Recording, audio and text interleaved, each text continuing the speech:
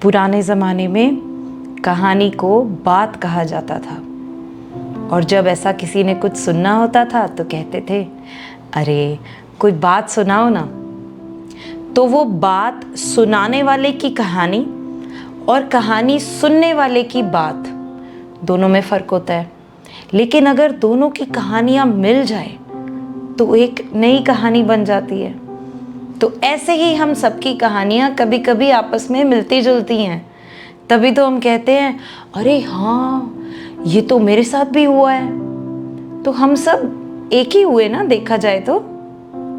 Welcome to the 5th episode of landline love.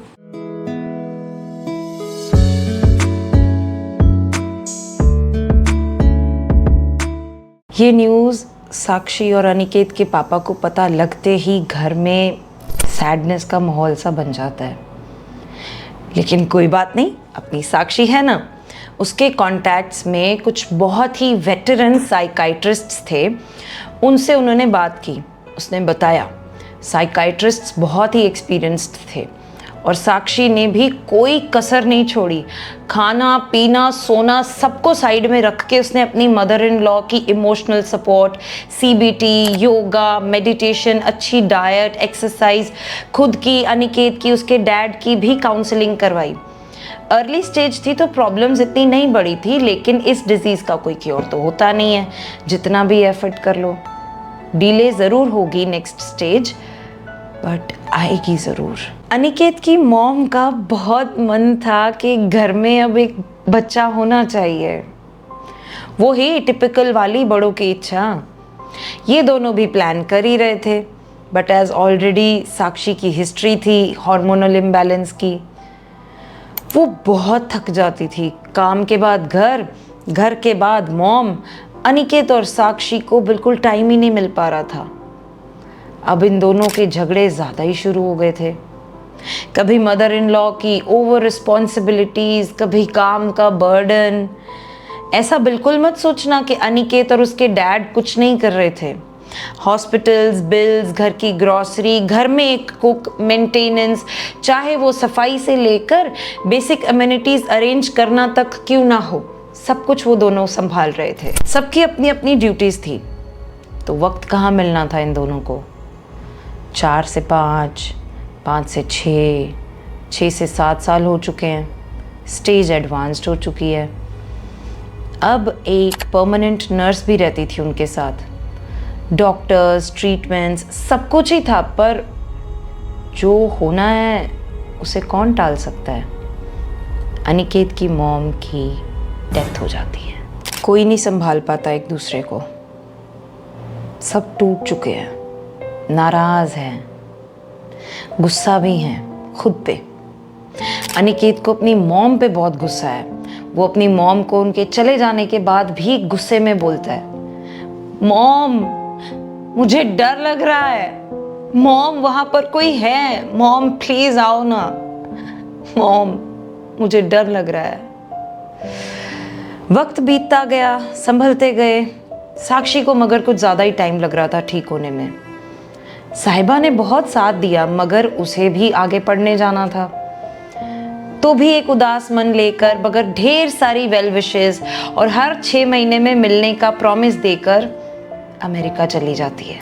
वक्त का खेल भी अजीब है ना, कहाँ कौन सा मोड़ दे देता है हमारी कहानियों में।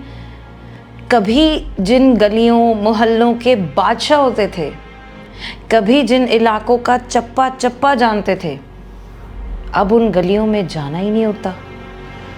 उस रास्ते से ही दूर हो जाते हैं। समय निकलता गया, झगड़े वहीं थे। प्यार अंदर से बहुत था, मगर वो गुम हो चुका था कहीं पे।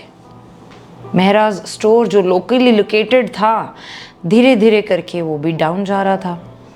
तो अनिकेत का मन तो नहीं था, बट उसके पास शूज़ डिज़ाइनिंग के ऑर्डर्स फिर भी आ रहे थे। एक क्लाइंट ने कहा एक दिन कि अपने शू में लैंडलाइन टेलीफोन का डिज़ाइन चाहिए, और आया कहानी में ट्विस्ट। एक्चुअली कहानी में ट्विस्ट है, अच्छे वाला। बहुत टाइम के बाद अनिकेत के मन में बजी घंटी और अब वो बस हंसते ही जा रहा है, हंसते ही जा रहा है। उसने फिर कुछ कॉल्स करनी शुरू कर दी। बैंक की जो भी ट्रांजैक्शंस थी, जो भी पेंडिंग ईमेल्स थे, क्लाइंट के साथ जो भी उसकी सेटलमेंट्स थी अकाउंट वाली, बेसिकली जो जो ऑनलाइन काम थे उसने 2 दिन में निपटा दिए। साक्षी उसके ऐसे बिहेवियर को 2 दिन से नोटिस कर रही थी, तो कभी कंफ्यूज्ड होती और कभी उसे लगता कि कहीं कोई गड़बड़ तो नहीं है, इसकी लाइफ में कोई और तो नहीं है। केक पे चेरी, अनिकेत का फोन भी स्विच ऑफ होने लग गया और फाइनली 4-5 दिनों के बाद साक्षी को कहीं बाहर बुलाता है। फोन करके नहीं, मैसेज भेजकर, वो भी एक डिलीवरी बॉय के थ्रू, जो उसके लिए बुके लेके जाता है। और वो डिलीवरी बॉय कहता है, ma'am please be ready eight 8 PM, someone special will send you a car to pick you up and this is for you। लेकिन ऐसा वो कर क्यों रहा है? साक्षी को भी कुछ समझ में नहीं आता कि हो क्या रहा है। फिर वो बुके पे साइड पे लगा हुआ एक नोट देखती है जिस पे लिखा होता है योर्स जिगरा। वो मुस्कुराती है और सब कुछ समझ जाती है और अब वो 8 बजने का वेट कर रही है। आगे पता है क्या होता है? नेक्स्ट एपिसोड में बताऊंगी। तब तक के लिए प्लीज़ सब्सक्राइब कर दो और कमेंट सेक्शंस में मुझे बताओ कि कहानी कैसी लग रही है, क्योंकि मुझे तो बड़ी मज़ेदार लग रही है, सच्ची बोल रही हूँ। Follow for more.